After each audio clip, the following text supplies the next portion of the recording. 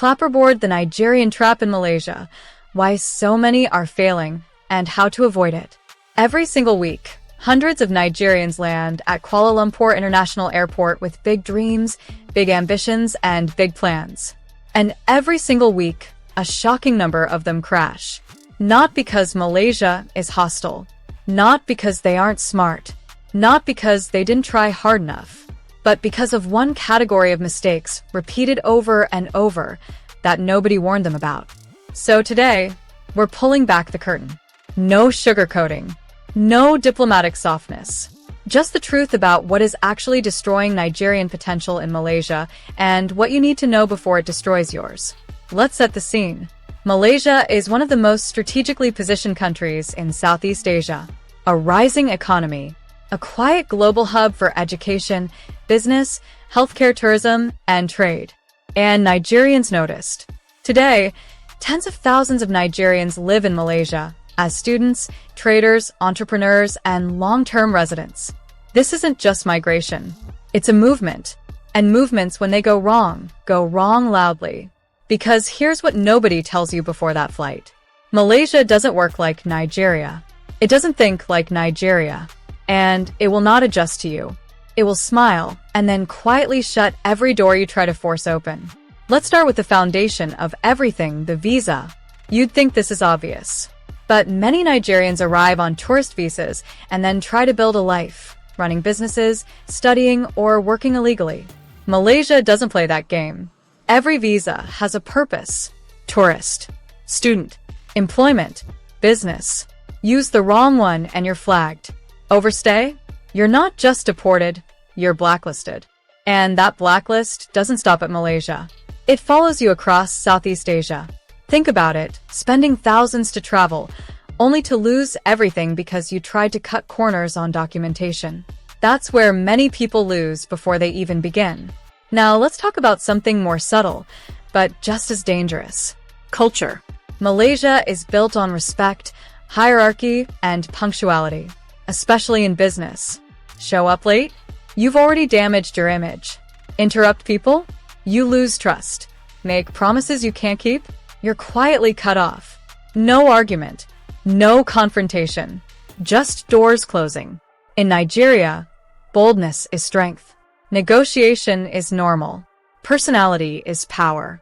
In Malaysia, that same energy can look like aggression, dishonesty, or instability. It's not about right or wrong. It's about understanding the system you're in. The Nigerians who succeed are the ones who adapt. The ones who fail, they expect the country to adapt to them. It never does. Now, let's talk about education. Yes, Malaysia has good universities. But a lot of Nigerians end up in institutions that offer little more than a visa and a certificate. The mistake?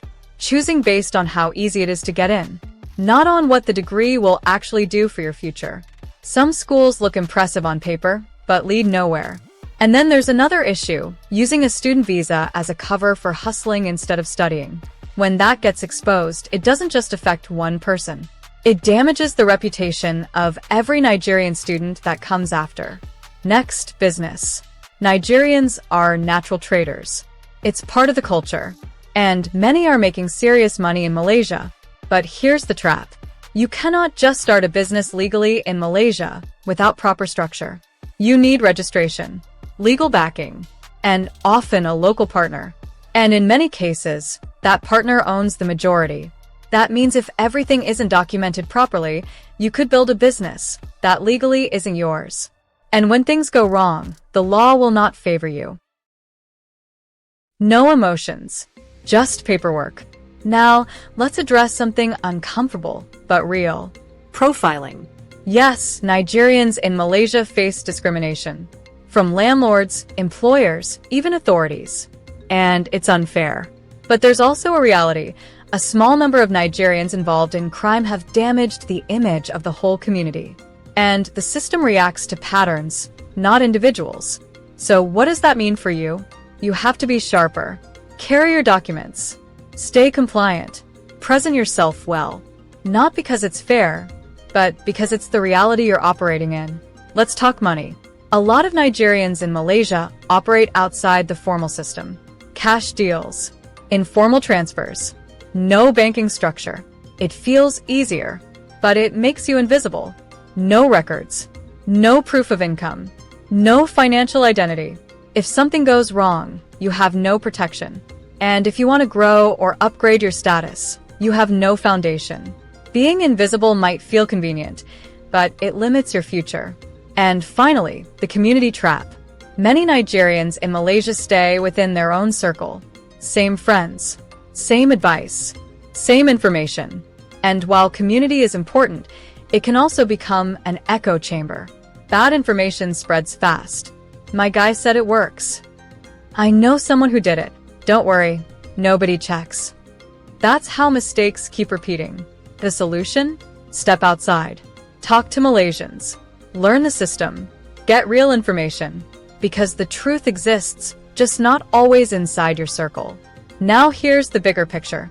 Nigerians in the UK, Canada, and Dubai have built strong, respected communities.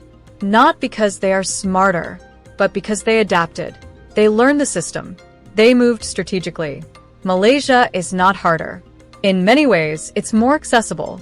But success there requires awareness, discipline, and structure. So what does all this mean for you? If you're planning to go or already there, this is your warning and your advantage. Get your visa right. Respect the culture. Choose your education wisely. Structure your business legally. Build a financial footprint. And move beyond your comfort zone. Because the moment you step into another country, you represent more than yourself. There are two possible futures. 1. Nigerians in Malaysia organize, build legitimacy, and create a strong, respected presence. Or 2. The mistakes continue, and the system tightens against them. Both futures are possible. The difference? Individual decisions. So, here's the question. What do you think is the biggest mistake Nigerians make abroad? Drop it in the comments. And if this opened your eyes, share it with someone before they make that flight. Like, subscribe. And I'll see you in the next one.